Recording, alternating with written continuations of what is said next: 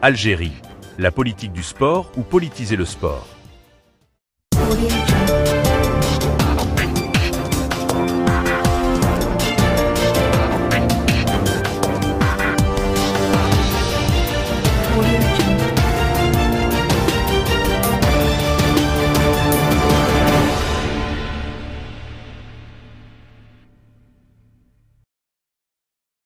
Le régime algérien, semblable à n'importe quel autre gouvernement doté d'un fort autoritarisme, utilise le sport comme un mécanisme pour conserver sa légitimité et détourner l'attention du public des problèmes politiques et sociaux plus profonds. Dans ces dernières années, l'impact de ce régime sur le sport a atteint des proportions alarmantes, principalement utilisé pour attiser l'animosité dirigée contre le Maroc. Aujourd'hui, il est clair que les équipes sportives et les athlètes algériens, qui sont sous contrainte, sont utilisés comme proxy pour propager l'idéologie du régime et servir de relais à sa propagande. Yassine El Yatioui, secrétaire général du Centre marocain de recherche pour la globalisation, Neige Maroc, explique à Express que l'utilisation du sport en Algérie comme distraction politique et comme outil de renforcement de l'identité nationale a été une tendance persistante. Cependant, il met également en évidence les retombées potentiellement dommageables de cette instrumentalisation sur les plans social, économique et sportif. Selon El Yatioui, ce comportement est particulièrement prononcé dans le contexte actuel de relations tendues entre l'Algérie et le Maroc. Il indique que le gouvernement algérien a souvent recours à l'utilisation du sport comme une manœuvre politique passionnée afin de détourner l'attention de la population des préoccupations internes urgentes comme le pouvoir d'achat diminuant, les taux élevés de chômage et les pénuries alimentaires.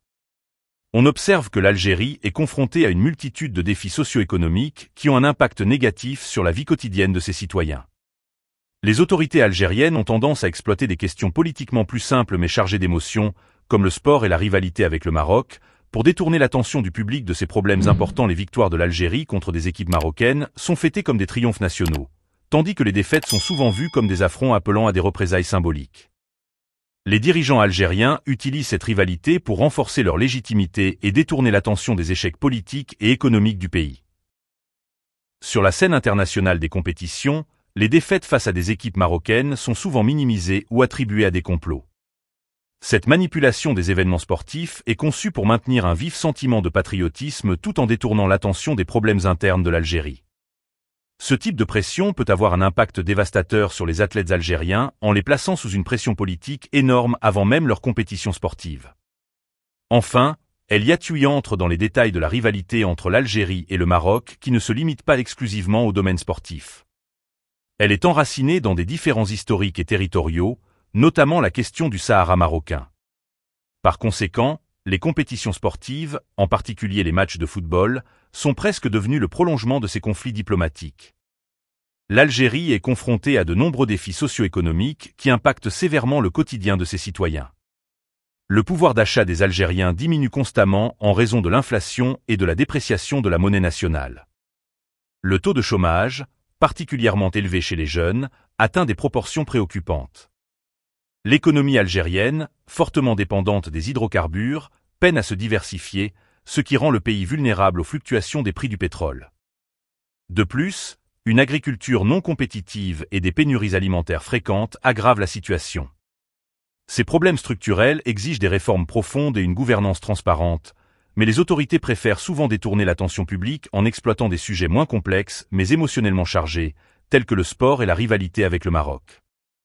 Ces dernières semaines, l'Union sportive de la Médina d'Alger qui a perdu le match aller et qui a perdu le match retour contre la Renaissance sportive de Berkane en demi-finale de la Coupe de la Confédération africaine de football, la censure médiatique de l'équipe féminine marocaine de football, qui a gagné 4-0 au match aller et qui a gagné 4-0 au match retour.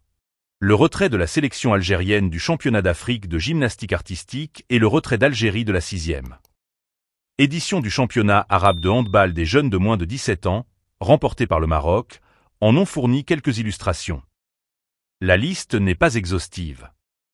Selon lui, l'utilisation politisée du sport dans cette rivalité Algérie-Maroc a des implications directes sur les relations diplomatiques entre les deux pays. Les événements sportifs qui ont lieu en Algérie sont souvent marqués par des manifestations d'un nationalisme exacerbé et des discours incendiaires.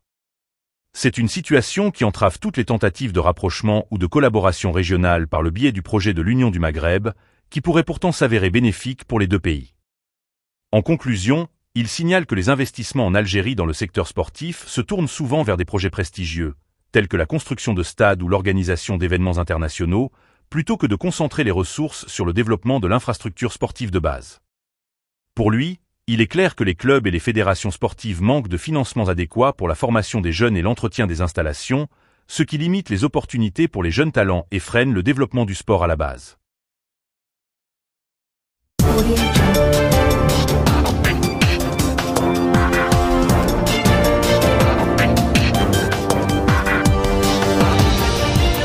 Audio Jungle.